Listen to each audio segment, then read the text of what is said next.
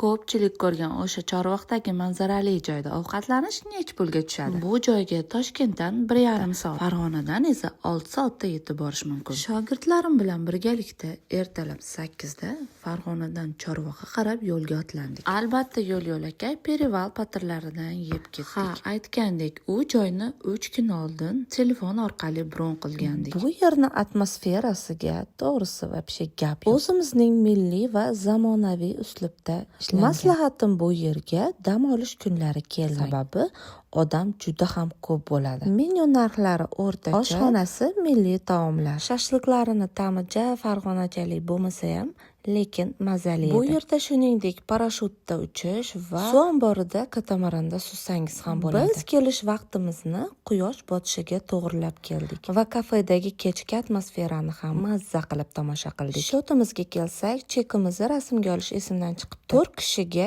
200 mingdan to'g'ri keldi. Biz elektromobilda borganligimiz uchun bizga yo'l kira ham tekinga tushdi.